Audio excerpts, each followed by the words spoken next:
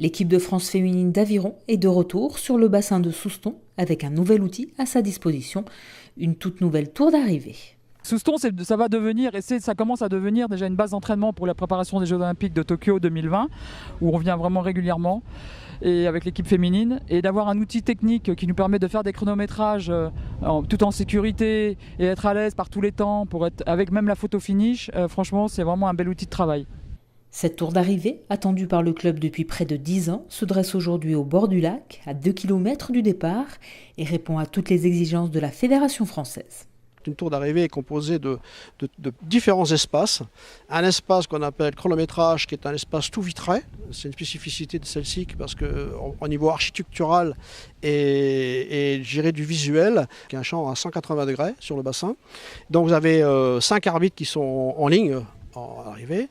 Donc des arbitres qui servent au chronométrage. Ensuite, une autre partie au niveau supérieur, qui est les éléments que les arbitres ont relevés sont ensuite transcrits dans des ordinateurs, d'accord, et après sont transférés au secrétariat pour faire les publications, c'est-à-dire pour faire l'affichage.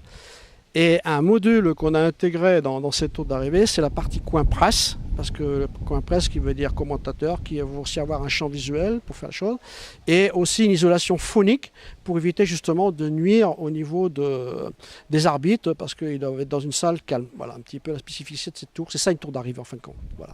Ce nouvel équipement va évidemment bénéficier à l'Aviron Club Soustonnais, mais aussi offrir de nouvelles possibilités au club et à la municipalité. Nous sommes base d'entraînement pour des équipes nationales et internationales. Et en ce moment, nous avons l'équipe de France féminine d'aviron qui se prépare pour les Jeux Olympiques. Et c'était aussi un des équipements majeurs pour pouvoir accueillir ces équipes, puisqu'ils ont besoin évidemment de se chronométrer en entraînement. Et puis on espère bien dans le futur pouvoir accueillir des compétitions à vocation nationale, pourquoi pas à Souston. En tout cas, c'est une perspective que nous travaillerons.